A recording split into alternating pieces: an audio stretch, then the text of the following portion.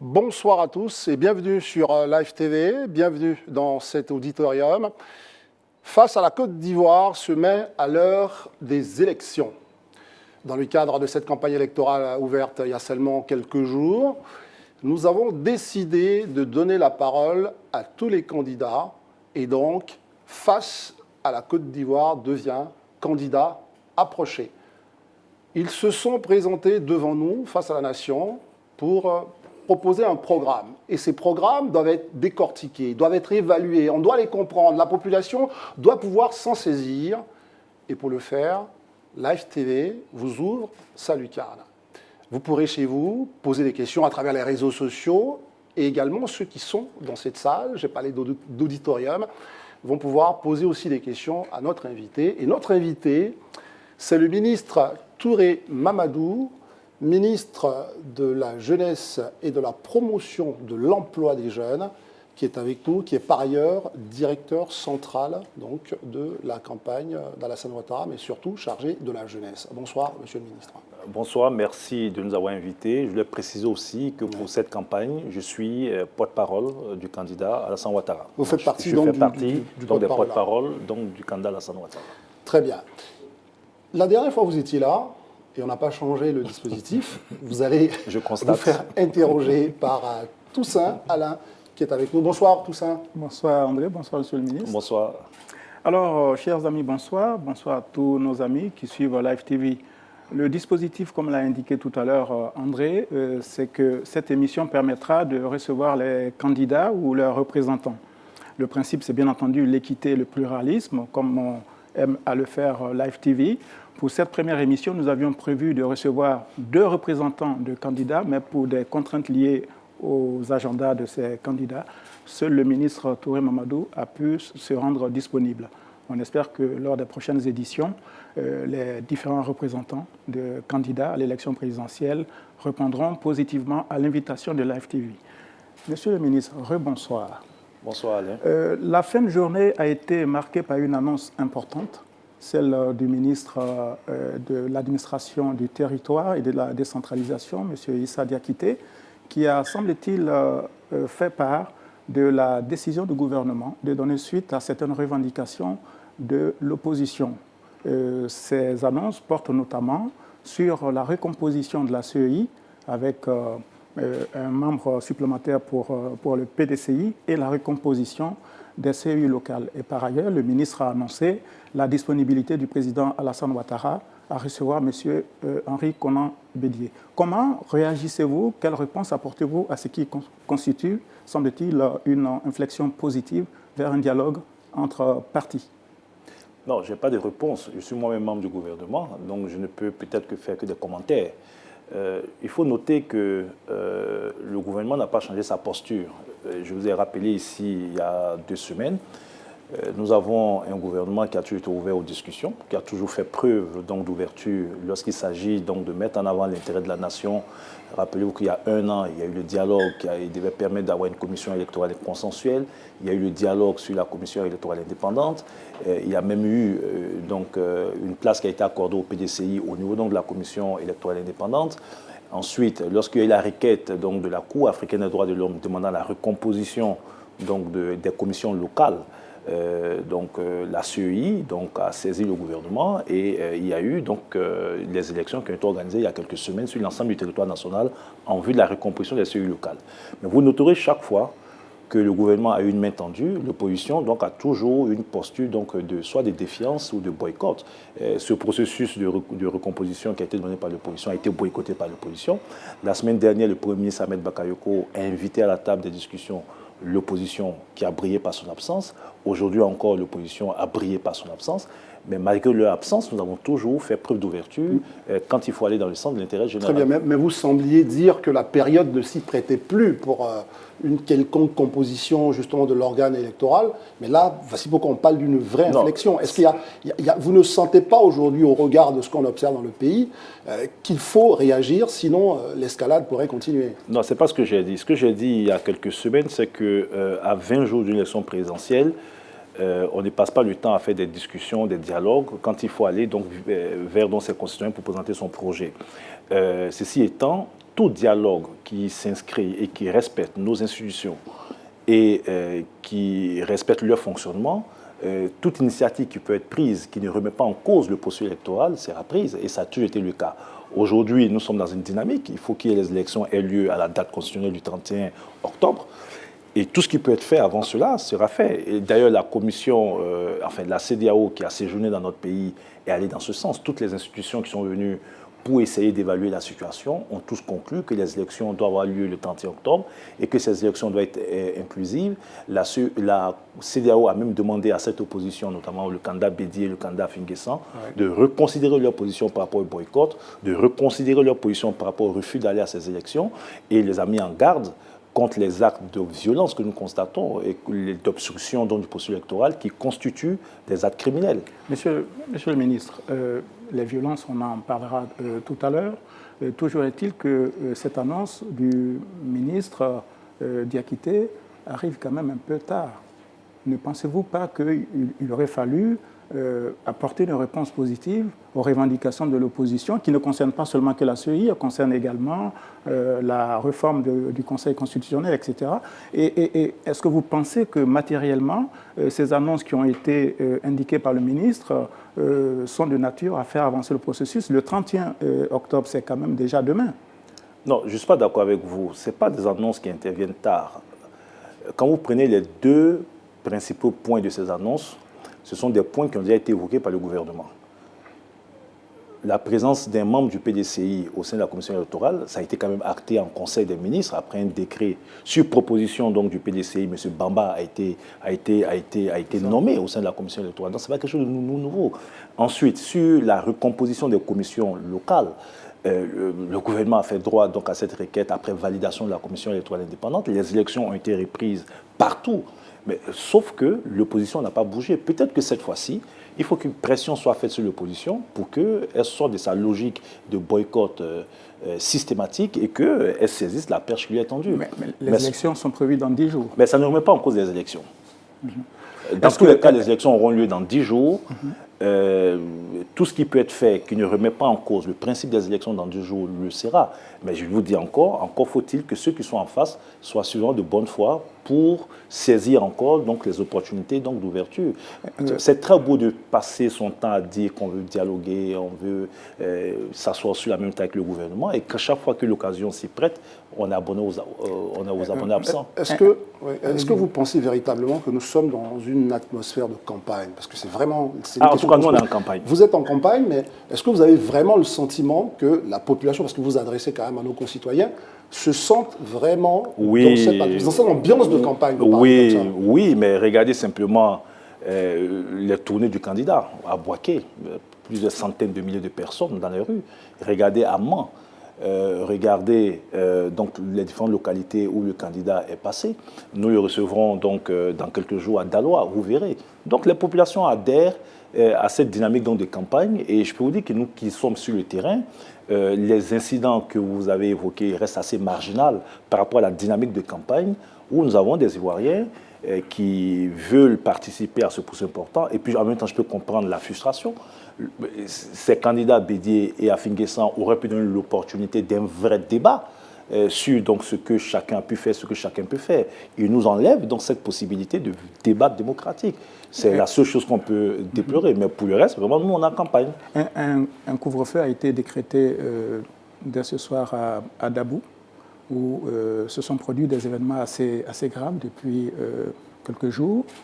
Dans d'autres villes du pays, il y a également des violences qui sont signalées.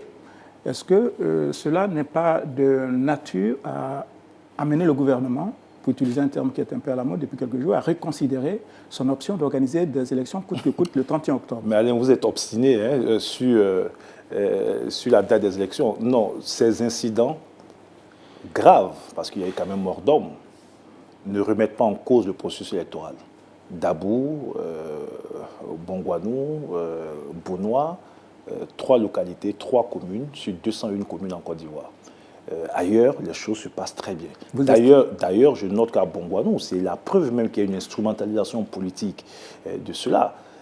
Au lendemain de cette crise, vous avez vu les images, les populations qui se mettent ensemble pour nettoyer la ville. Donc ça a été un incident qui a été très vite circonscrit. Et maintenant, il y a eu mort d'homme. Et nous disons que la responsabilité de cette situation, c'est cette opposition qui réchigne à aller aux élections. C'est la seule responsable Mais ce sont les responsables. Vous avez écouté le représentant du FPI que j'ai eu en débat sur France 24 hier, et qui dit sur les médias, en direct, que l'opposition se donnera les moyens donc, de faire en sorte que cette crise soit une crise ethnique. Il a dit. Les vidéos existent. Il a parlé d'un lapsus le lendemain. J'ai lu un post sur Facebook. Mais le lapsus peut traduire aussi ce qu'on a dans la tête, parce que ce lapsus vient confirmer ce que nous constatons sur le terrain. Ils ne font que ça. Donc je pense qu'aujourd'hui, ce qui se passe est grave, et le gouvernement a été seulement clair sur la question. Tous ceux qui sont responsables de ces actes de violence vont répondre de leurs actes, quel que soit leur statut. Est-ce que vous considérez, Monsieur le ministre, et je vous poserai une question dans la foulée, que les événements qui se déroulent actuellement dans le pays sont de nature à déstabiliser les institutions? Est-ce que ce sont des événements suffisamment graves?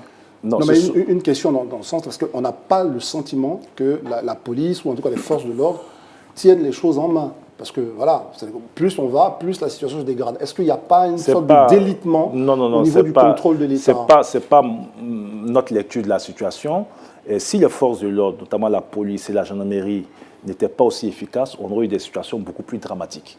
Et si ces violences ont été circonscrites et ont permis de ramener très vite le calme et que les populations peuvent se mettre ensemble pour nettoyer les rues ou aller enlever les bois qui ont été mis sur la c'est parce que les forces de l'ordre ont été promptes et ont été efficaces, souvent pour dégager les routes, souvent pour arrêter donc des casseurs. Donc il faut féliciter nos forces de défense et de sécurité qui sont souvent harcelées dans l'exercice de leur travail.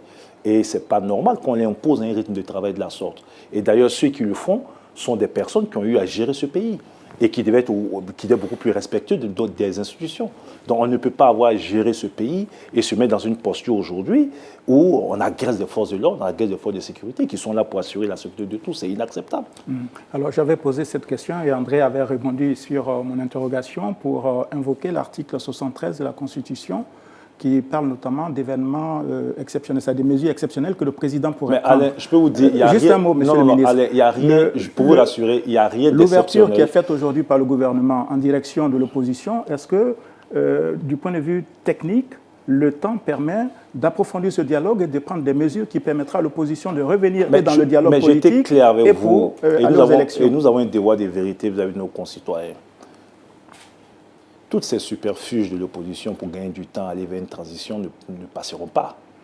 Tant que le dialogue nous permet de rester dans un cadre légal et de faire même des concessions qui ne remettent pas en cause nos institutions et le cadre légal, il n'y a aucun problème. Donc, penser que ce dialogue pourrait aboutir donc, à une transition, comme Afin Guessan l'a annoncé aujourd'hui, avec un gouvernement de transition, mais ils peuvent continuer à rêver. Ils disent qu'il n'y aura pas d'élection donc le 31 octobre, mais c'est leur volonté. Mais aujourd'hui, tout est fait pour que l'élection ait lieu le 31 octobre. Donc, sur la question de la date des élections, c'est sans ambiguïté.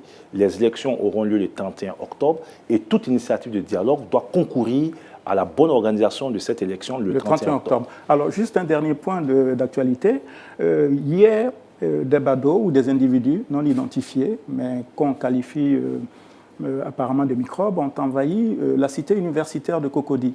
Vous avez appris cette information, mais vous savez, je suppose. Oui, je sais sur la terminologie, disons en tout cas des badauds. Tout le monde a appelé aujourd'hui microbes.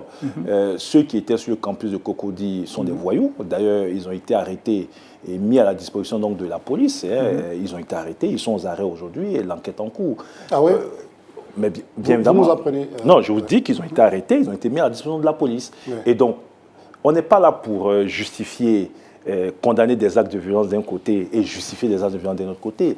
Tous ceux qui vont s'adonner à des actes de violence, quel que soit leur bord politique et leur statut, mais ces personnes répondront devant la loi. Est-ce que ceux qui, par exemple, sont convoyés à bord des véhicules 4x4... Convoyés par qui? On ne sait pas, mais on a vu des vidéos circuler faisant état de convoyage de transport d'individus. Mais convoyés par qui? Vous avez certainement non, attendez, je vais terminer la question, monsieur le ministre. Je vais juste terminer, je termine. Allez-y. Est-ce que vous avez une idée de ces personnes-là qui poignardent des individus, d'autres personnes dans la rue? On l'a vu à Yopougon, Maroc, on l'a vu dans d'autres endroits du pays. Est-ce que la police aussi a mis la main sur ces individus. Alors, je peux vous dire, peut-être pour bien expliciter donc, la situation, parce qu'il y a eu un rapport d'Amnesty International, si c'est ce que vous voulez dire, qui fait état de ce qu'à Yopougon, lorsqu'il y a eu donc l'appel à la désobéissance civile, ou l'annonce donc de la candidature du président Ouattara et qu'il y a eu des violences à Yopougon,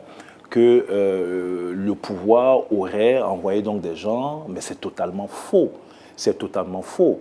Et on aurait même accusé la police d'être restée inerte vis-à-vis donc de cette situation. Mais c'est faux, il y a eu des arrestations. Ce que je vous dis et ce que j'ai essayé d'expliquer à certains de vos confrères en France, c'est qu'ici, sans justifier, vous avez le phénomène des syndicats. Et ce sont des gens qui sont dans les gares, qui sont donc des Nyambolos, etc. Et ces personnes qui, habituellement, en dehors du contexte politique, ont pris l'habitude de se battre avec des machettes, etc. Lorsque les manifestants vont s'attaquer à leur, ce qu'ils considèrent leur outil de travail, mais ces personnes, certainement, ont voulu réagir, mais ils ne sont pas moins voyous que ceux qui vont casser. Et donc, le rôle de l'État, c'est de garder une neutralité par rapport à cette situation et de dire, écoutez, que ce soit des manifestants qui sont armés, et je trouve dommageable que vous ne faites pas cas de ces militants de l'opposition, dont on a vu les photos avec des machettes à la main, avec des gourdins ou en train de casser des bus, de brûler des bus, on n'en parle pas. Et Amnesty International n'en parle pas. On l'a dénoncé sur l'ActiV, on en a parlé. Amnesty International n'en parle pas dans son rapport. C'est pour ça que je trouve que ce rapport est sujet à caution. Lorsqu'on fait un rapport, le rapport doit être complet.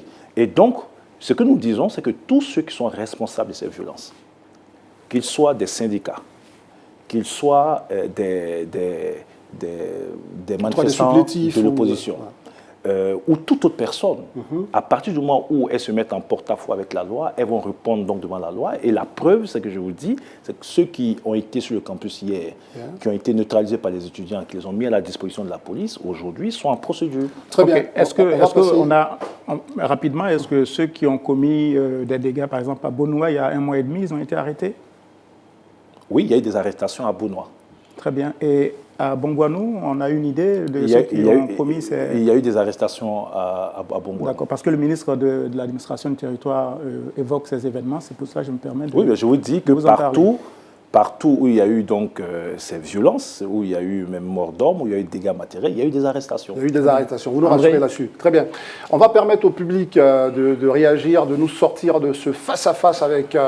le ministre Mamadou Touré. On va donner la parole parce que cette jeunesse qui manifeste, en tous les cas, envoie un message. Et la question de Yaomak Léandre nous intéresse. Est-ce qu'il est là, Yaomak Léandre? Il est de ce côté-ci. Vous allez prendre le micro et poser votre question qui, semble-t-il, porte sur... il faut rester assis, hein, qui porte sur ces manifestations que nous constatons en ce moment. Bonsoir, monsieur le ministre. Bonsoir. Messieurs les journalistes. Ma question est la suivante. Je voulais savoir, les jeunes qui manifestent aujourd'hui dans les rues, qu'avez-vous prévu pour ces jeunes-là? Ils manifestent parce qu'ils ont perdu l'espoir? C'était ma question.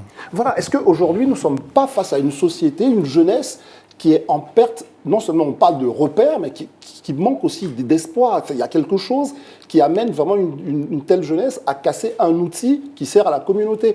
Qu'est-ce qu'on leur dit à ceux-là, à ces jeunes-là qui sont en désespoir? On ne peut pas, excusez-moi, on ne peut pas justifier des actes de délinquance. Vous avez 9 millions de jeunes en Côte d'Ivoire qui ont entre 14 et 35 ans. 9 millions de jeunes qui sont potentiellement des demandeurs d'emploi, de formation, etc. Avec énormément de jeunes qui sont dans le secteur informel, qui vivent donc des petits métiers, etc., qui sont dans une extrême difficulté. Et le gouvernement essaie d'apporter des réponses à cela. Les 10-15 bonhommes qui vont brûler, tuer, ne peuvent pas prendre prétexte, contrairement aux millions d'autres jeunes, de leur situation sociale, pour aller tuer, pour aller casser. Ce sont des voyous et ils doivent être traités comme tels. Lorsqu'en France, il y a des manifestations, des gilets jaunes, etc., qu'il y a des actes de violence, on ne va pas dire non, c'est parce qu'il y a ceci, il y a cela. Rien ne doit justifier les actes criminels qui sont posés par ces jeunes et qui sont un groupuscule. La preuve, c'est que l'immense majorité des jeunes, dont la situation n'est pas différente de celle des jeunes qui sont aujourd'hui en train de casser, en train de brûler, n'est pas dans la rue en train de casser, brûler. Donc, il faut séparer donc, cette minorité de jeunes violents, instrumentalisés par l'opposition, à des fins donc, de déstabilisation, et la situation est réelle donc, de beaucoup de jeunes qui sont encore en attente d'une perspective. Et d'ailleurs, j'espère que l'émission nous permettra donc d'en parler. Et le gouvernement, depuis 10 ans, essaie donc de multiplier les initiatives pour prendre en charge ces jeunes. Mais le candidat Alassane Ouattara a de réelles perspectives pour amplifier donc les initiatives en faveur de ces jeunes. On parlera du programme du candidat par rapport à ces jeunes. Vous avez répondu, c'est une partie de ma question, mais elle reste toujours. C'est comme le prisonnier, on l'emprisonne, c'est pas parce qu'on veut seulement le sanctionner. Parce que ce qu'on espère, nous, en tant que société, c'est de l'améliorer quand ils sortent de là. Donc ce qu'on veut dire, si ces jeunes-là, ils attendent aussi un message. Il y en a beaucoup qui n'osent pas, mais ceux-là, il faut leur parler aussi. Qu'est-ce qu'on dit aux uns et aux autres pour ne pas franchir une étape de violence? Alors, je dis encore, parce que nous avons un devoir de vérité vis-à-vis de nos concitoyens. Rien ne peut justifier les actes. Restons pas dans la justification, restons dans l'action politique. Qu'est-ce qu'on fait? Mais d'abord, rien ne peut justifier. Ensuite, ce que je dis, c'est que depuis 10 ans, il y a quand même, d'abord, vous devez savoir, puisque c'est la transition, peut-être pour qu'on parle de la situation donc, des jeunes, de 2000 à 2010, c'est 400 000 jeunes Ivoiriens qui sont sortis de notre système scolaire sans qualification. Ouais. De 2000 à 2010, c'est potentiellement 4 millions de jeunes Ivoiriens sans qualification sortis de notre système éducatif. Lorsque le président Ouattara arrive à la tête de ce pays, vous avez deux possibilités pour les jeunes. Plus de politique cohérente en termes d'insertion ou de formation. Notre école était quasiment en difficulté. Les jeunes avaient le choix soit donc d'aller dans la rébellion ou bien d'être dans le groupe d'autodéfense. Groupe d'autodéfense ou miliciens qui raquettaient un peu partout pour avoir un peu de ressources. Dès que le président Ouattara arrive, la première des choses, c'est d'abord une politique d'urgence. La politique de démobilisation et de réinsertion des jeunes. Pour que cette cohorte de jeunes, environ 100 000 jeunes, qui étaient accoutumés au maniement donc, des armes, qui pouvaient être de véritables problèmes de sécurité pour le pays, soient désarmés, mais surtout soient réinsérés. Ils ont quasiment été tous réinsérés. Ensuite, au-delà donc, de cette population, vous avez l'immense majorité donc, des jeunes qui étaient en attente de perspective. 10 ans de retard sur leur vie, 10 ans de retard sur leur formation. Donc, avec une mesure d'urgence notamment obtenue, un programme obtenu avec la Banque mondiale, qu'on appelle le programme de développement des compétences jeunes, le PGDEC, nous a permis, donc avec un premier appui de 25 milliards de francs CFA dès 2011, et ensuite 25 autres milliards de francs CFA quelques années après, de commencer à apporter des réponses donc, aux préoccupations de ces jeunes. Je veux rester récemment. Vous parliez un peu du bilan, restons dedans. PGDEC, 27 milliards. Concrètement, ça a été quoi? C'est combien de jeunes qui sont passés vers un emploi qualifié? C'est combien de jeunes qui sont passés dans des systèmes de PME à eux? C'est quoi aujourd'hui? 58 000. Est-ce que vous pouvez nous dire concrètement? 58 000 pour 50 milliards de francs CFA. Ouais. Le PGDEC 1, ça a été 25 milliards, qui a été une réussite. Le PGDEC 2, 25 milliards, qui a été une réussite. D'ailleurs, je peux vous dire que vu le succès de ces deux programmes, c'est qui est une exception en Afrique, et d'ailleurs, la Banque mondiale veut expérimenter ce qui a été fait en Côte d'Ivoire dans d'autres pays africains, parce que le taux de réussite de ce programme est exemplaire. La Banque mondiale a décidé de multiplier par 2 son intervention en Côte d'Ivoire. Donc, on part d'un financement de 50 millions de dollars à 100 millions de dollars. Donc, on passera pour le PGDEC 3 dès 2021 à 60 milliards de francs CFA. Donc, pour le 1 et le 2, ça a été 25 milliards. Et en tout, il y a 58 000 jeunes qui ont bénéficié donc de programmes d'apprentissage. Ouais. Donc, ce qui adresse à des jeunes qui n'avaient aucune qualification, qui ont besoin d'apprendre un métier. Et donc, des programmes donc, de financement d'activités génératives de revenus. Des jeunes qui ont pu avoir des petits financements pour faire des activités. Et ça s'adresse aussi à des jeunes qui ont été mis en stage de qualification. C'est tous ces jeunes à qui on opposait le manque d'expérience professionnelle lorsqu'ils demandaient donc à travailler. Ouais. On les a mis donc en situation de travail au sein d'une entreprise. Ils ont reçu un pécule de 45 000 francs CFA par mois, avec une contrepartie de l'entreprise qui est au moins de 20 000 francs CFA par mois, voire 100 000 francs CFA par mois. Donc ces jeunes ont eu pendant 6 mois, 1 an, entre 65 000 francs CFA par mois et 145 000 francs CFA par mois. Au bout d'un an, ces jeunes ont eu leur première année d'expérience professionnelle. Et ce que je dis, de grosses entreprises en Côte d'Ivoire peuvent venir. Pour finir là-dessus, oui, Nestlé, autres peuvent être, la LGBCI. Beaucoup de jeunes sont rentrés dans ces grosses structures. J'ai été les visiter. Et le rapport, l'évaluation que nous avons fait avec la Banque mondiale a montré que 70% de ces jeunes, au bout d'un an, ont été gardés par les entreprises dans lesquelles nous avons mis en stage. Donc c'est un dispositif qui a marché. Et la Banque mondiale a exprimé son satisfaction par rapport donc à ce dispositif. Très bien. Première partie de cette émission sous forme, on va dire, un peu de bilan par rapport à ce que vous avez pu faire pour les jeunes, mais aussi pour commenter l'actualité politique qui est très chargée, vous en êtes bien rendu compte. Nous sommes dans candidat approché, parce qu'on aurait pu se tromper, face à la Côte d'Ivoire, se met à l'heure des élections. Nous marquons juste une pause et nous vous retrouvons pour la suite de notre émission. Retour sur le plateau de notre émission spéciale Candidat approché dans le cadre de l'élection présidentielle sur Live TV. Nous sommes avec le ministre Mamadou Touré, qui est également le porte-parole, en tout cas l'un des porte-parole du candidat président Alassane Ouattara. Nous allons nous adresser à notre public dans cet amphithéâtre pour prendre une question avant de dérouler la suite de notre rendez-vous. Alors le micro pour un jeune homme. Allez-y. Bonsoir, monsieur le ministre. Votre nom, prénom. Je suis Jean-Yves Gay, étudiant en licence 3. Très bien. J'ai deux préoccupations, excusez. D'abord, étant un acteur principal du RHGP, votre argument de campagne aujourd'hui, c'est votre bilan durant votre année au pouvoir. Les institutions aujourd'hui ont remarqué que cela est positif. Et moi, ma question est la suivante concernant ce point-là. Que répondez-vous aux populations qui disent ne pas ressentir l'impact de ces chiffres-là dans leur vie au quotidien? La seconde, l'opposition se plaint d'une liste électorale contenant un important taux d'erreur. Aujourd'hui, étant porte-parole du gouvernement, quelle est votre réponse par rapport à ça? Merci. D'accord.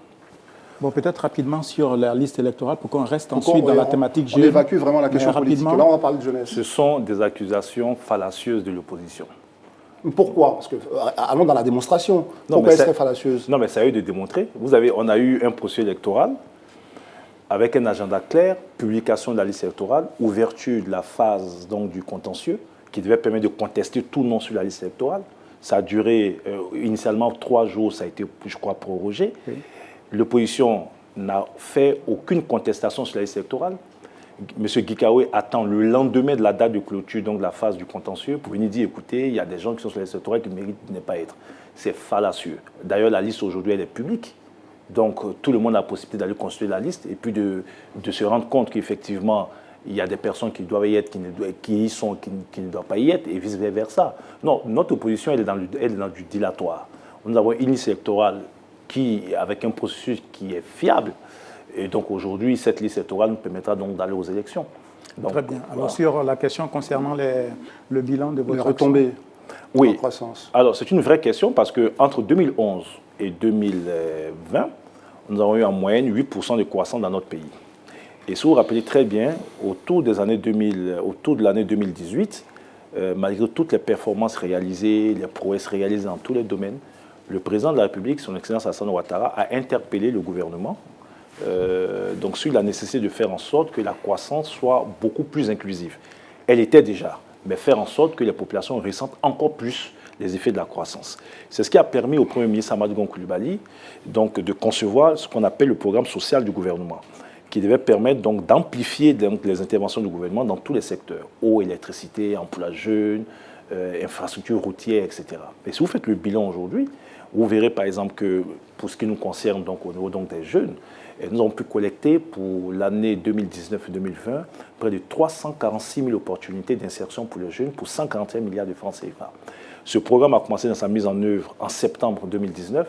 En septembre 2019 et décembre 2019, notre objectif était donc d'insérer ou de donner des opportunités d'insertion à 77 000 jeunes. Nous avons atteint 73 000 jeunes. Pour l'année 2020, nous étions à plus de 250 000 jeunes qui devaient donc bénéficier de ce programme. N'eût été donc la Covid qui a ralenti l'ensemble des programmes, puisque vous avez des jeunes qu'on a mis en stage dans des entreprises qui ne pouvaient plus faire de stage parce que les mesures barrières, les restrictions des entreprises ont fait que ces jeunes ne pouvaient plus faire donc de stage. Donc entre le mois de mai et le mois de juin, entre le mois de mars et le mois de juin, on a eu un ralentissement des programmes. Mais nous avons été instruits par le président de la République, donc dès le mois de juin, donc il y a eu la relance de l'ensemble de ces programmes. Et je suis heureux de dire par exemple que Agir 2, qui a permis de financer 23 000 jeunes sur l'ensemble du territoire, nous venons de lancer Agir 3, qui va permettre de financer 50 000 jeunes sur l'ensemble du territoire. Initialement, c'était 10 milliards de francs CFA, mais on passe aujourd'hui avec la COPEC à 20 milliards de francs CFA. Nous avons pour cette année l'objectif donc de 100 000 postes de stage pour les jeunes, pour les permettre de valider leur diplôme ou d'être en situation donc de stage de qualification, c'est-à-dire ce que nous appelons les PAE, les programmes d'aide à l'embauche. C'est ce que j'ai dit tantôt, des jeunes qui sont mis en situation de travail en entreprise et qui apprennent en même temps. Donc, vous avez tous ces programmes.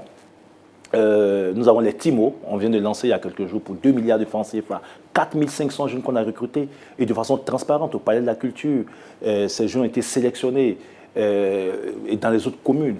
Les 4500 jeunes, la cohorte des 4000, c'est la première cohorte d'une cohorte de 32 000 jeunes qui seront mis en travaux à haute intensité de main-d'œuvre. Ce sont des jeunes qui n'ont pas de qualification, qui n'ont pas de niveau, qui vont faire des travaux d'utilité publique, qui sont payés à 55 000 francs CFA par mois et ont une assurance pendant 6 mois. Au bout des 6 mois, nous avons réfléchi avec le gouvernement sur la pérennisation de ce dispositif. Après les 6 mois, ces jeunes seront organisés, seront financés pour leur permettre donc de s'installer à leur propre compte. Donc voici une série d'initiatives. Ça, c'est dans notre secteur.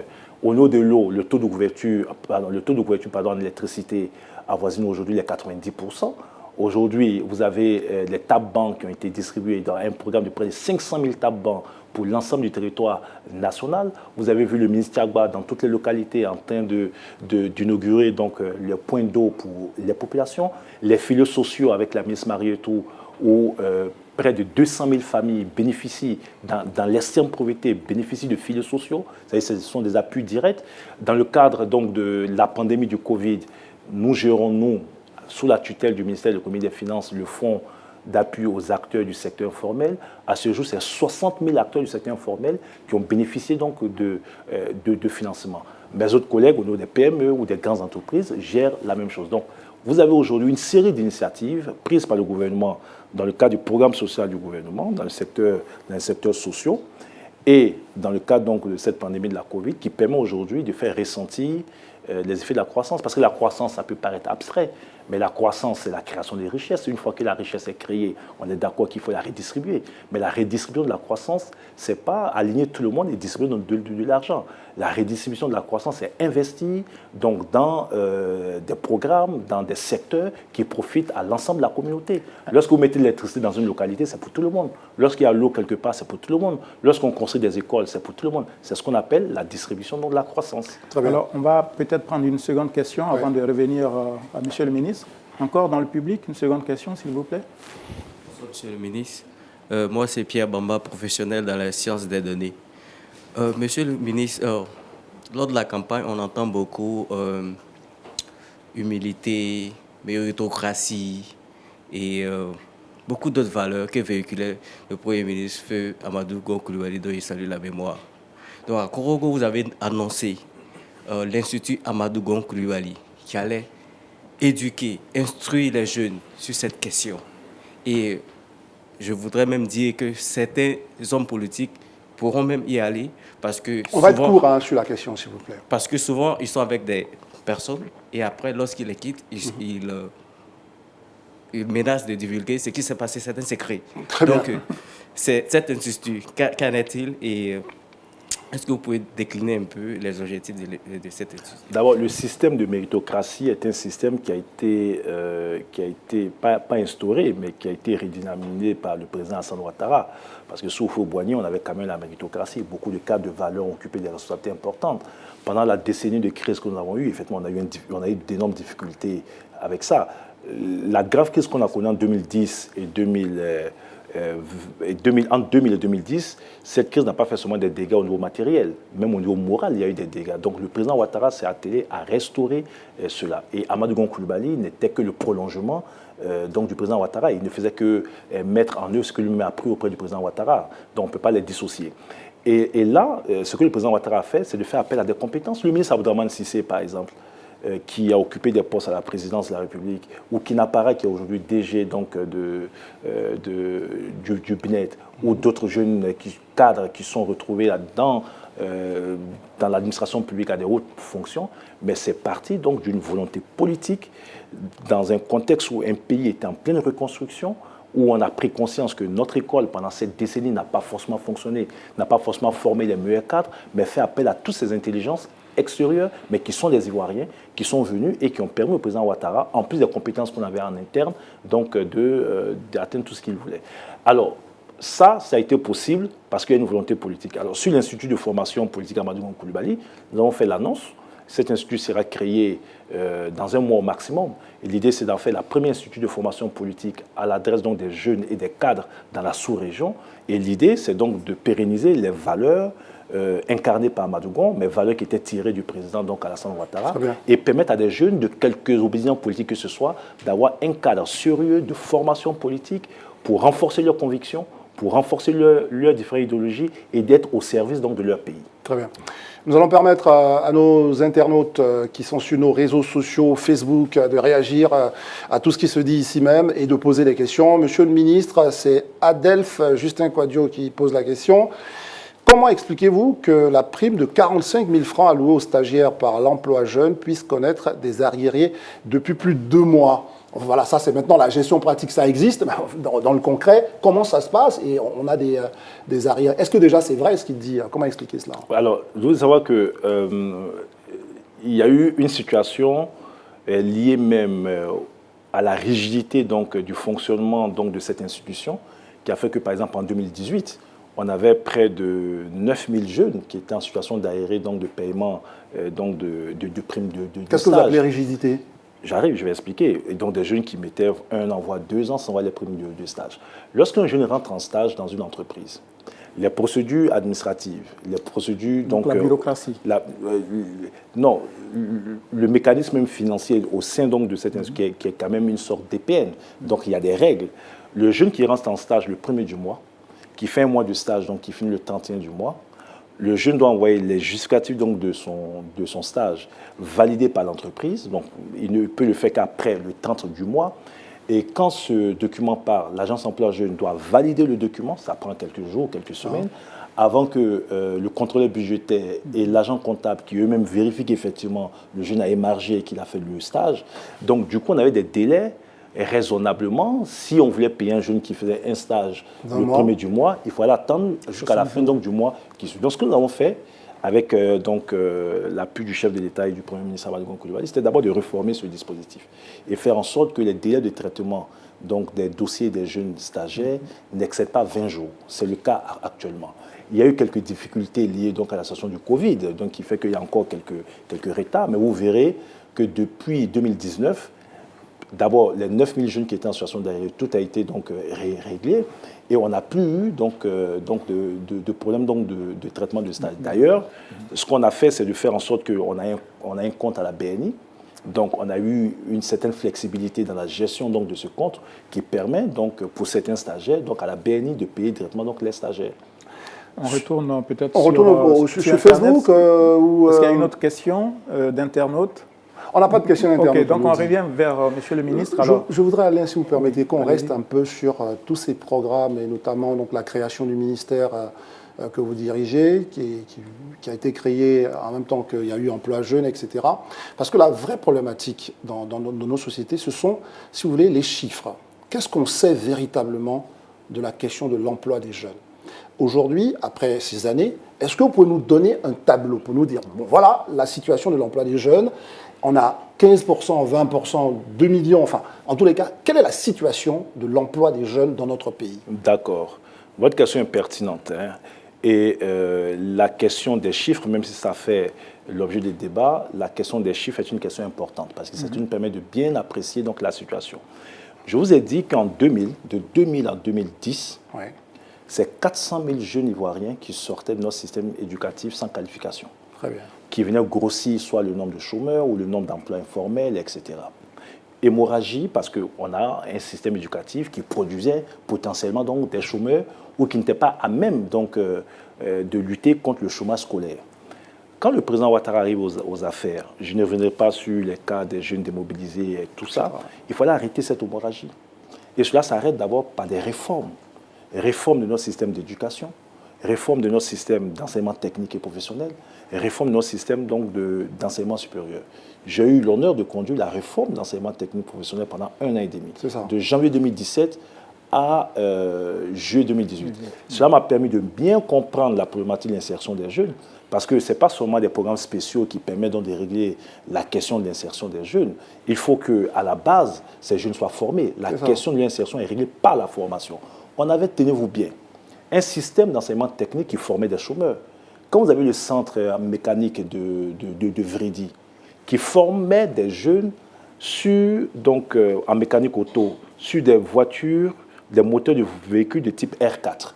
Alors que vous avez, à Abidjan, des voitures de dernière génération. Donc, un jeune qui est formé sur un moteur de véhicule de type R4, mais il ne peut être que chômeur. Donc, il y avait quand vous avez des centres de formation qui étaient totalement vétus, et un système de formation professionnelle qui n'intégrait pas les besoins du secteur productif, c'est-à-dire le secteur privé, comment on peut former des jeunes qui doivent être employables demain si un secteur privé qui se dynamise de plus en plus a des besoins en main-d'œuvre et que ces besoins ne correspondent pas aux formations qu'on donne dans les centres de formation professionnelle. Donc, il fallait revoir tout ça, et je peux en parler aujourd'hui.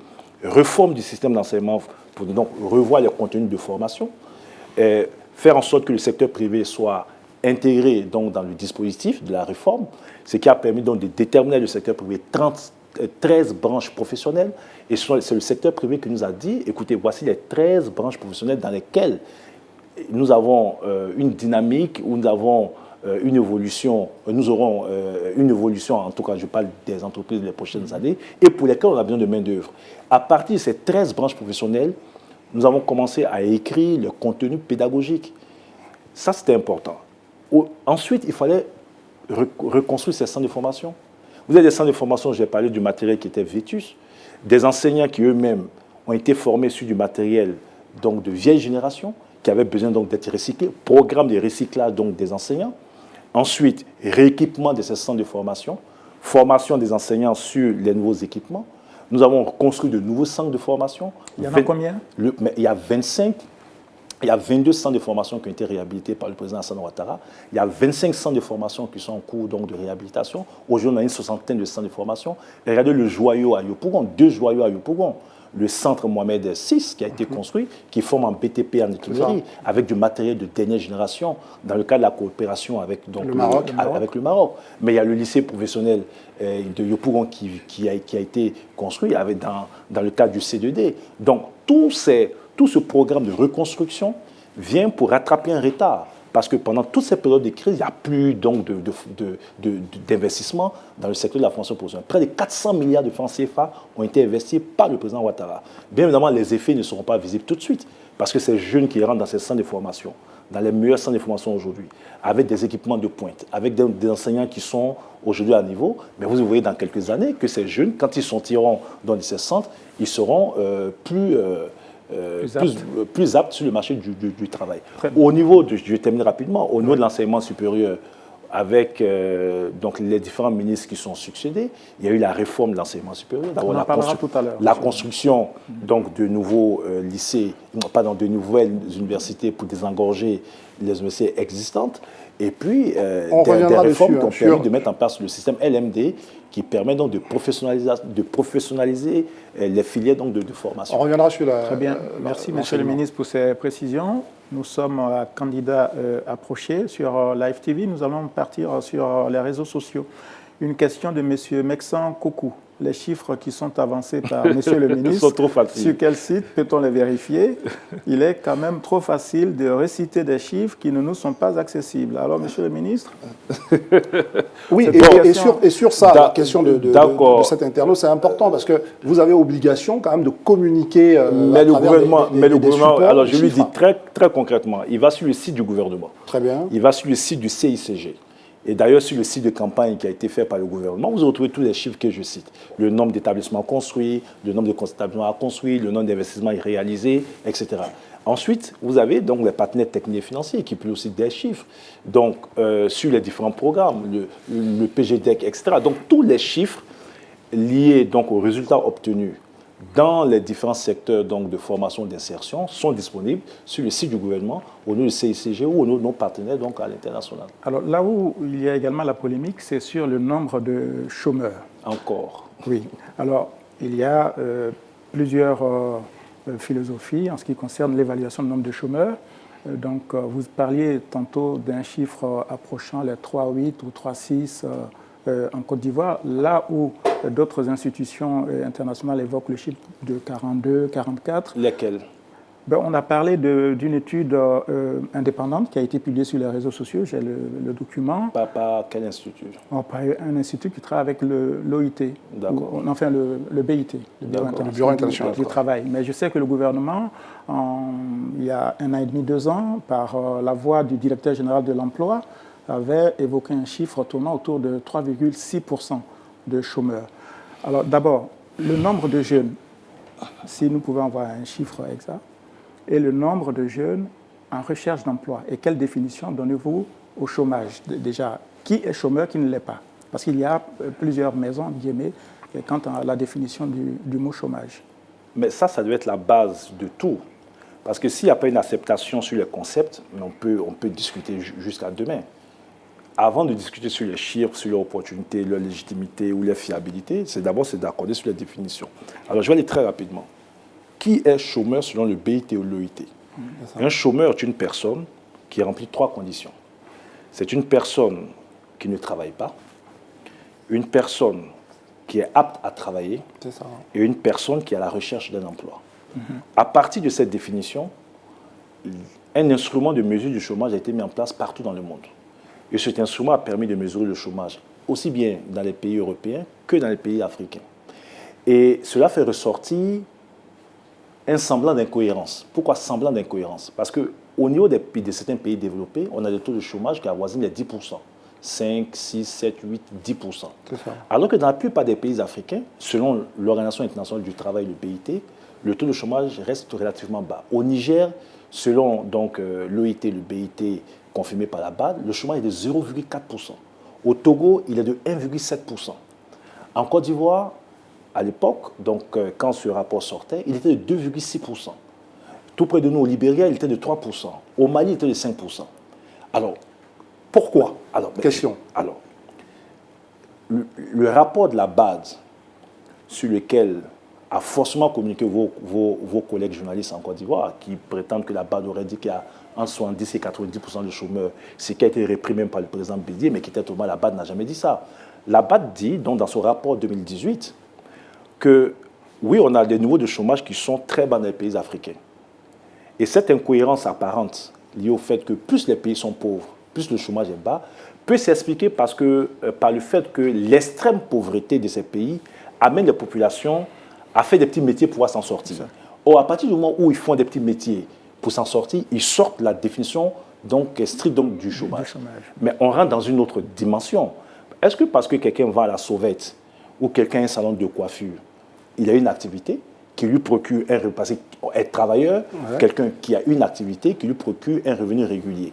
Donc, après, on rentre dans une catégorie d'emploi précaire, de sous-emploi, et ce qui fait dire à Mactar Diop, vice-président de la Banque mondiale, il y a quelques années, que l'Afrique n'a pas un problème de chômage des jeunes, mais l'Afrique a plus un problème de sous-emploi. Parce que le nombre important de jeunes en Afrique sont dans l'informel, vivotent. Alors qu'en Europe, on a des économies qui sont plus structurées, où on a un système social qui est beaucoup plus développé, l'informel n'a pas beaucoup d'importance dans l'économie. C'est pour ça que nous, au niveau des pays africains, on ne se contente pas de ces chiffres qui ne reflètent pas notre réalité dans nos États africains. Dire qu'on a 3,6% de chômeurs, comme l'UEMOA l'a dit, ou 2,6% comme le BIT, cache une réelle réalité. Premièrement, des jeunes découragés. Parce que pour être chômeur, il faut ne pas avoir d'activité, être apte à travailler, mais être surtout à la recherche d'un emploi. Mais un jeune qui a arrêté de chercher un emploi, il ne rentre pas dans la définition du chômage. Un jeune qui étudie en histoire, finit donc sa formation, n'ayant pas la possibilité de travailler, s'inscrit en géographie, finit sa formation, n'ayant pas la possibilité de travailler, s'inscrit en anglais. Mais tant que ce jeune est en formation, il ne rentre pas dans la définition du chômage. Donc nous avons dit qu'il faut aller au-delà de cette définition et adapter nos politiques à la réalité de ces jeunes.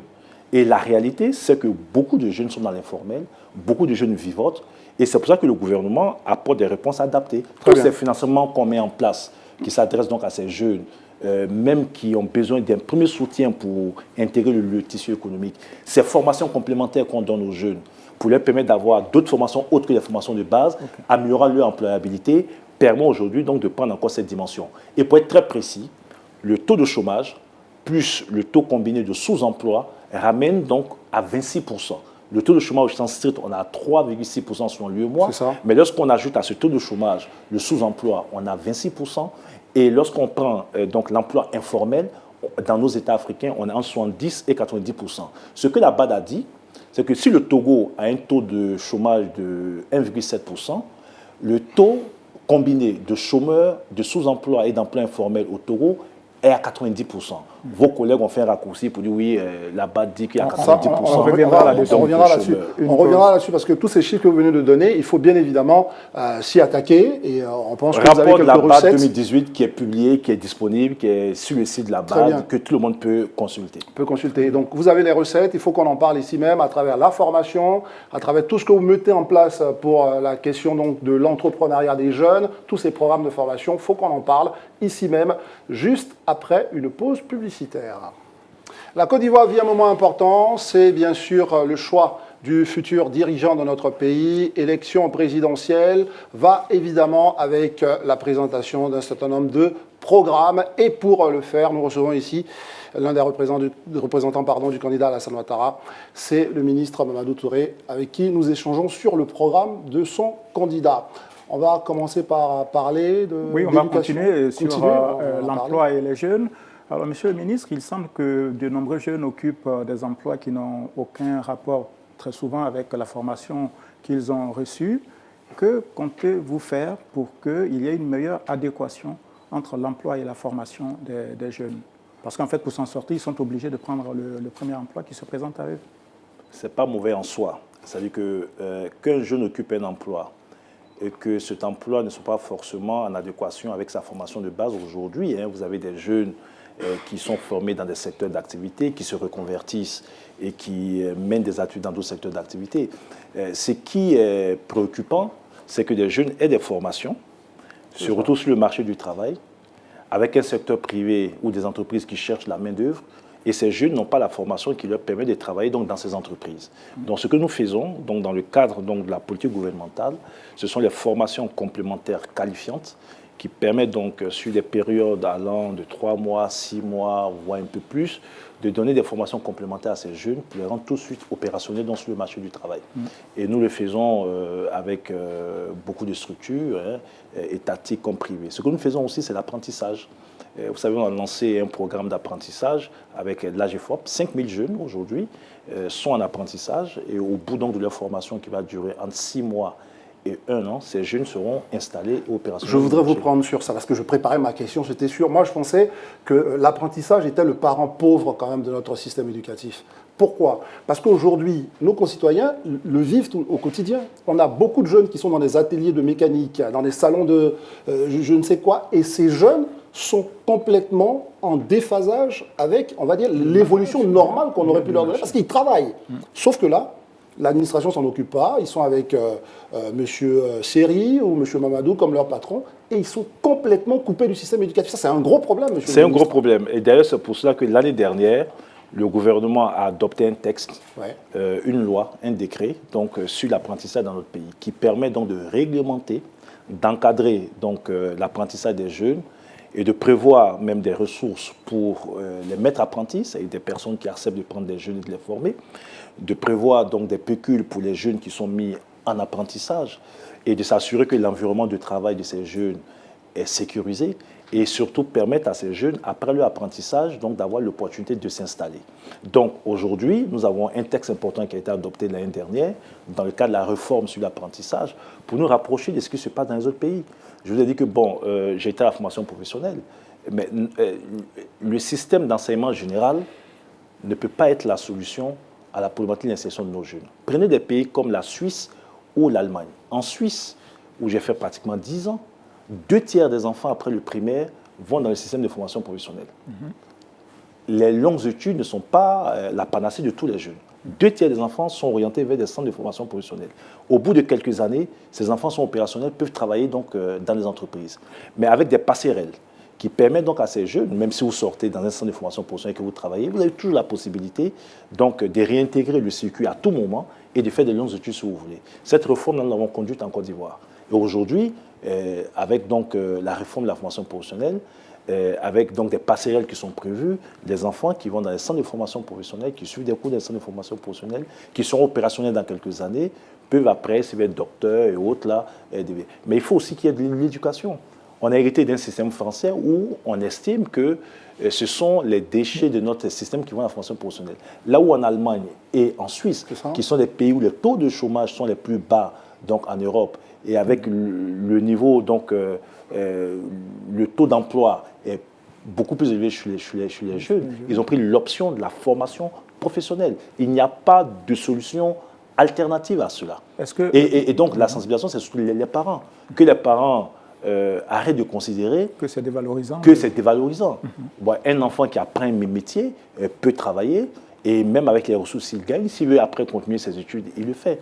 Donc il faut qu'il y ait de la sensibilisation qui accompagne ces réformes que nous sommes en train de faire. Est-ce que l'apprentissage pourrait être une sorte de deuxième chance pour ceux qui sont déscolarisés, c'est-à-dire sortis du système, sans diplôme et qui aujourd'hui sont livrés à eux-mêmes? Oui, il faut avoir deux types d'apprentissage.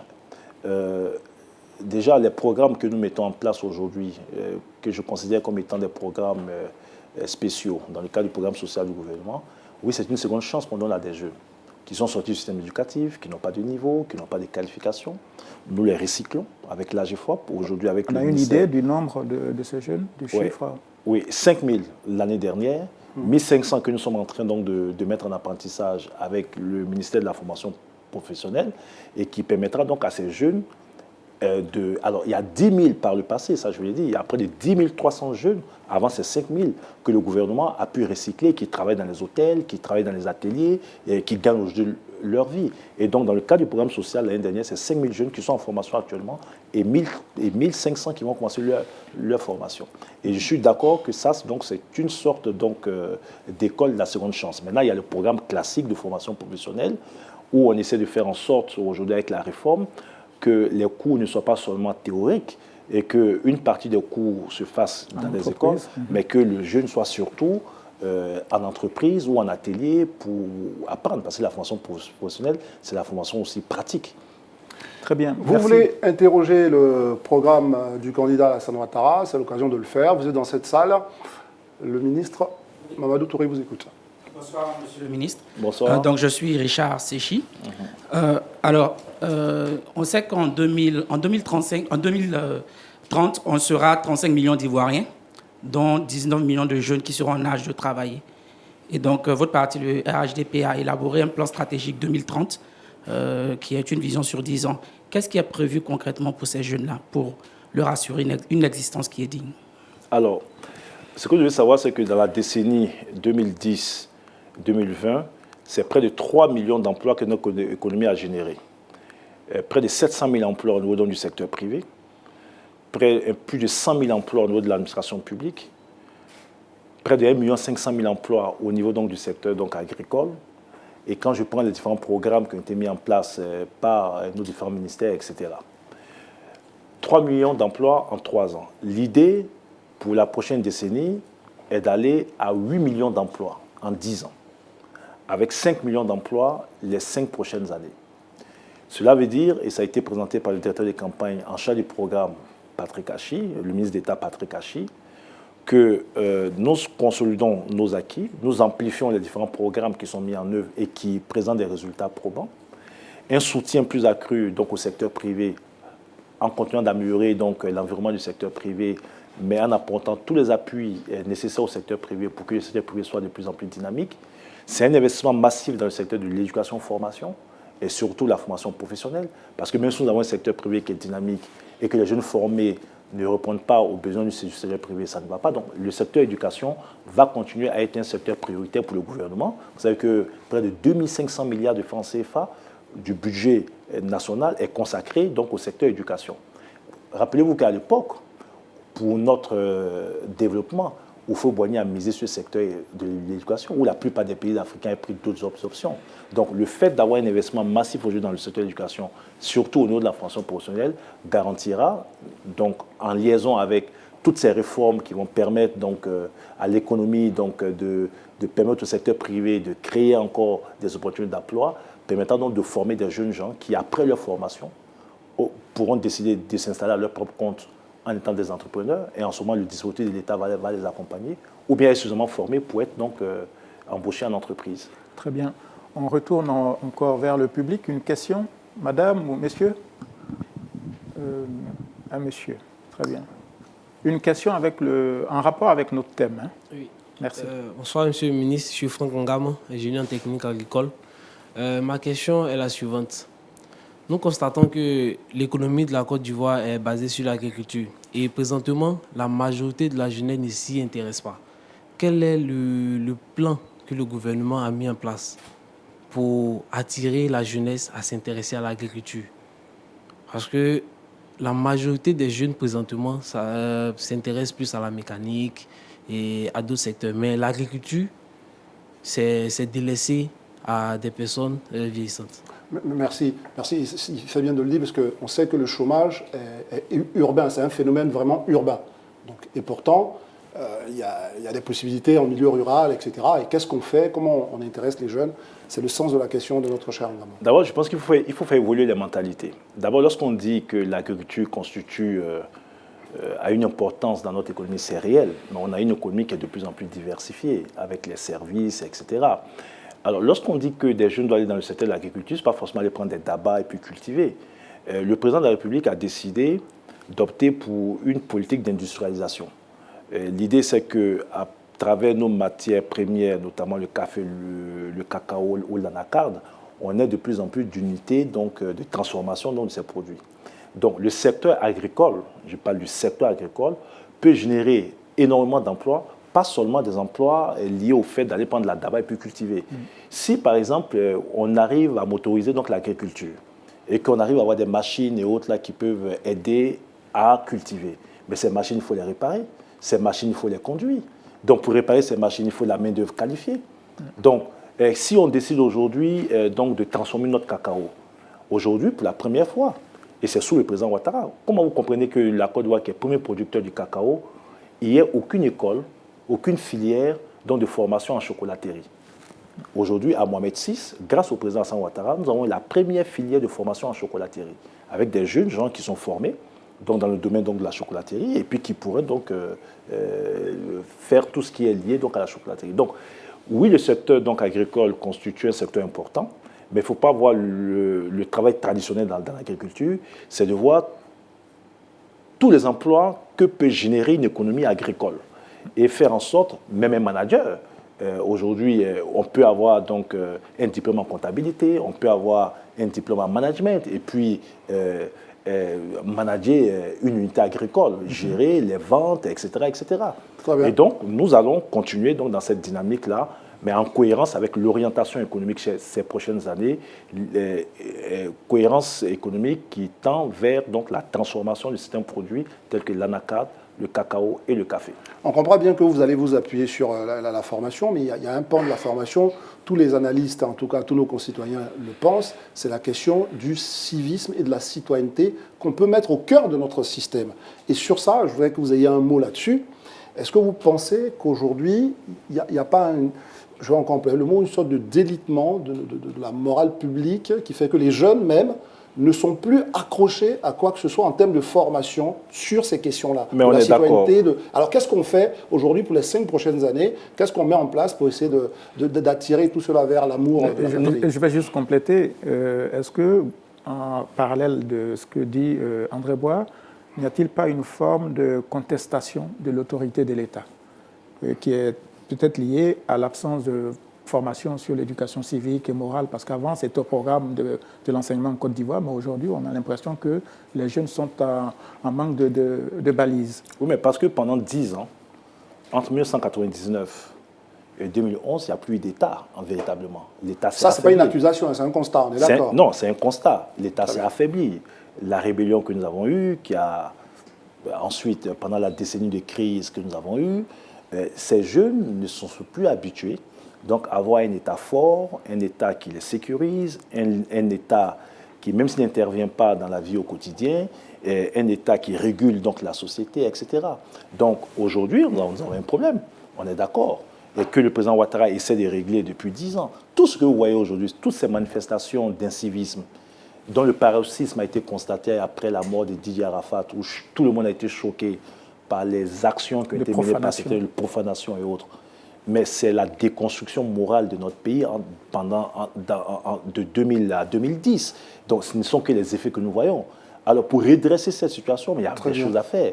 Redresser cette situation, le président a lancé le concept d'Ivoirien nouveau.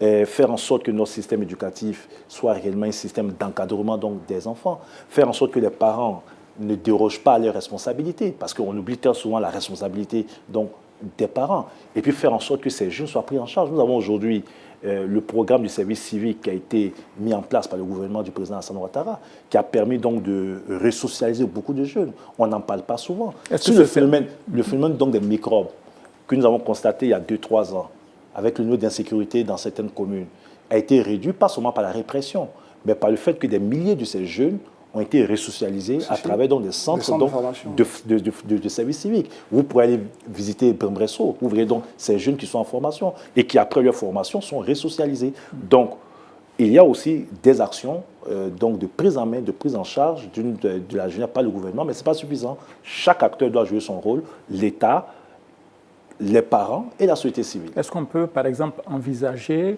l'instauration ou la réinstauration d'un service national au sein des armées pour que les jeunes soient éduqués au patriotisme, au nationalisme, qui est une valeur positive aussi? Est-ce que cela est possible? Et pendant ce service, ils pourraient apprendre aussi des métiers, ils pourraient apprendre par exemple le permis de conduire qui aujourd'hui est un critère pour avoir un emploi, etc., etc. Alors, je note que c'est une proposition. Ce n'est pas pour moi l'option que nous avons prise, mais c'est une proposition. Nous avons un programme qui est ouvert à toutes les propositions. Donc, je me ferai fort de transmettre au président de la République la proposition d'Alain Toussaint. Non, de Live TV. de Live TV, mais c'est une proposition. Certains pays ont opté pour ça. Pour l'heure, nous, on estime que avec les différents programmes que nous avons, programmes de service civique, avec les différents programmes d'apprentissage en faveur des jeunes vulnérables, en amplifiant donc ces programmes et avec un système éducatif qui est de plus en plus performant, on pourra juguler à terme donc, ce phénomène que nous connaissons, mais je veux qu'on constate. Et c'est d'ailleurs pour cela que certains acteurs politiques doivent accepter de venir se soumettre à votre exercice parce qu'ils sont responsables de cette situation. Ouais. Des gens qui n'ont pas géré le pays pendant des années ont laissé la jeunesse livrée à elle-même. Nous gérons les conséquences. Mais on ne fait pas que constater, on apporte des réponses à la bêtise qui a été faite par d'autres responsables qui ont eu à gérer donc, ce pays. Nous allons prendre, parce qu'évidemment, une dernière question, candidat approché, c'est vous qui êtes face à vos dirigeants de maintenant ou à venir. Une dernière question d'un spectateur. Bonsoir, Monsieur le ministre. Je m'appelle Yann Mondon, je suis consultant. Vous avez pointé l'insuffisance de l'engagement citoyen des jeunes Ivoiriens. Ma question, c'est est-ce qu'à un certain moment, il n'y a pas eu aussi une défaillance au niveau des responsables politiques? Parce que nous constatons quelque part que la parole politique, la valeur de la parole politique en Côte d'Ivoire s'est dégradée. L'image des personnalités politiques s'est fortement dégradée. Les alliés d'hier sont les ennemis d'aujourd'hui et vice-versa. Et le résultat, c'est une forme de désenchantement qui a fait que cette jeunesse n'est pas allée s'inscrire sur les listes aussi massivement qu'on le voudrait. Cette jeunesse hésite à voter ou a déjà décidé de ne pas voter. Parlez dans votre micro, hein, j'espère qu'on vous entend. Voilà. Est-ce qu'aujourd'hui, vous êtes en mesure de nous donner un message d'espérance dans les hommes politiques, d'espérance dans la parole des hommes politiques et donc d'espérance dans la Côte d'Ivoire, tout simplement? Quand on nous dit, par exemple, que la capitale sera transférée à Yamoussoukro, est-ce que ce n'est pas juste une promesse politique qu'on fait tous les 5 ans? Est-ce qu'un jour, par exemple, ça sera fait? Est-ce qu'aujourd'hui, vous pouvez donner envie à cette jeunesse qui est là autour de vous de croire en vous et quelque part aussi de s'engager en politique un jour? D'accord. Cette question, et pourtant on ne l'a pas prévu, hein, c'est un peu comme, franchement, votre dernier message, qui est le message aussi de votre candidat adressé à l'ensemble de nos téléspectateurs et de la Côte d'Ivoire. Mais on part du constat. Moi, j'estime, pour avoir été pendant 6 ans conseiller du président Ouattara en charge des questions de jeunesse, et pour avoir été depuis bientôt un peu plus de 3 ans au gouvernement à travailler sur les questions de jeunesse, donc pour avoir été au cœur de la problématique de jeunesse, et dans mes fonctions antérieures avant la présidence, même dans mon engagement au quotidien, j'ai été membre donc, de l'instance panafricaine des jeunes. Donc, pour avoir toute cette somme d'expérience, et surtout auprès du président Ouattara, j'ai la même lecture que vous. Mais nos hommes politiques sont dans une bulle. Ils ne lisent pas. Ils ne comprennent pas comment ils peuvent lancer des mots d'ordre de développement suivis et puis ils ne sont pas suivis par les jeunes. mais parce que ces acteurs se discréditent au quotidien. Quand on finit la présidentielle de 2015 et que nous sommes allés avec le président Bédier, partout, avec le PDCI, partout, dire que bon, voilà notre programme cohérent, voilà ce qu'on va faire, école, hôpitaux, emploi des jeunes. Et qu'au lendemain de la présidentielle, ce qui intéresse le PDCI, c'est l'alternance en 2020. Comme si entre 2015 et 2020, il n'y a plus rien. Le débat politique est totalement en décalage des préoccupations essentielles donc, de ces jeunes. Et les jeunes sont de plus en plus désenchantés par rapport donc, à la politique. Et ça, c'est un véritable défi pour nous. Je le disais au Premier ministre Amadou Gon Coulibaly à l'époque, quand on regarde ce qui s'est passé au Burkina ou ailleurs, si les hommes politiques n'arrivent plus à réinventer la politique, ne donnent plus envie de faire de la politique à ces jeunes, mais ces jeunes se détournent. Mais en se détournant, mais n'importe quel kidam qui se lève, et si Didier Arafat se levait un jour pour dire, écoutez, je suis l'anti-système, ils sont tous les mêmes, ils sont tous corrompus, il faut les balayer. Mais il y aura des milliers de jeunes qui auraient suivi Didier Arafat. Pourtant, ce n'est pas le meilleur profil qu'il faut pour gérer un pays. Donc, ils ne comprennent pas. Et nous, au RHDP, on a tellement saisi donc, cette préoccupation que vous verrez que dans tous ces discours, dans toutes ces initiatives, le président, ce n'est pas un simple slogan. Il considère que la jeunesse est au cœur de nos problématiques. Si on n'apporte pas de réponses concrètes, chers frères, à la formation des jeunes, à l'encadrement des jeunes, même au niveau politique, mais c'est une bombe à retardement qui va péter un jour. Et donc, normalement, aucun homme politique ne devait dormir tranquille aujourd'hui.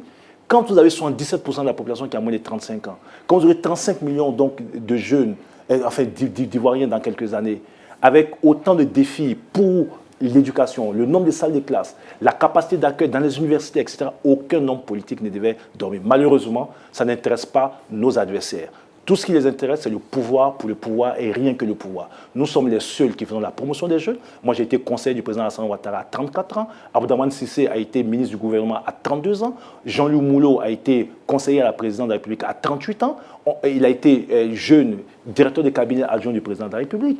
À différents postes de responsabilité, le président nous a fait confiance. Au quotidien, nous participons auprès de lui à la transformation de notre pays et nous en sommes fiers avec les résultats obtenus. Au niveau donc politique, j'ai été porte-parole du RDA en 2017. Je suis aujourd'hui porte-parole du RHDP. J'occupe de responsabilités importantes au sein du RHDP.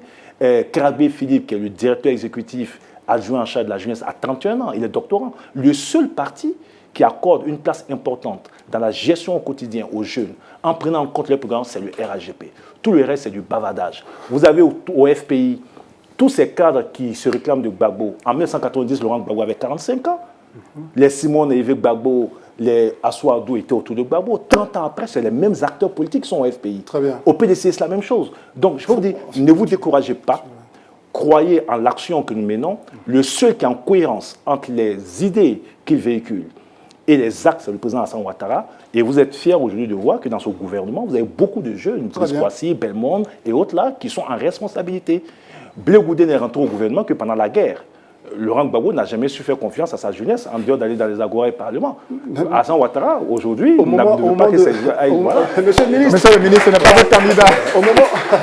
Au moment, j'allais dire, je vais vous donner la parole pour terminer cette émission, c'est là où je vois que vous êtes en pleine forme, c'est-à-dire que toute cette heure ne vous a nullement épuisé.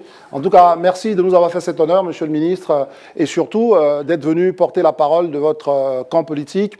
C'est ce que nous voulons ici, à Live TV, permettre à tous les Ivoiriens de s'exprimer. On vous donne la parole, les Ivoiriens vous écoutent, ils vous interrogent, et c'est cela. On attend les autres candidats. C'est cela, c'est bien cela, et nous permettons... Ils ne viendront pas parce qu'ils sont dans une logique antidémocratique. Monsieur le ministre, ils ont peur du débat. Ils ont peur du débat. Et c'est un manque de respect à nos concitoyens. Parce qu'on a un devoir de transparence à l'égard de nos concitoyens, de faciliter nos débats. C'est vous qui l'avez dit, et je pense que sur mon message à moi, ils viendront, ils vont nous rejoindre ici même. Dès demain, nous serons là pour entendre un autre candidat. Merci vraiment d'être avec nous. Candidat approché revient demain. Merci à tous.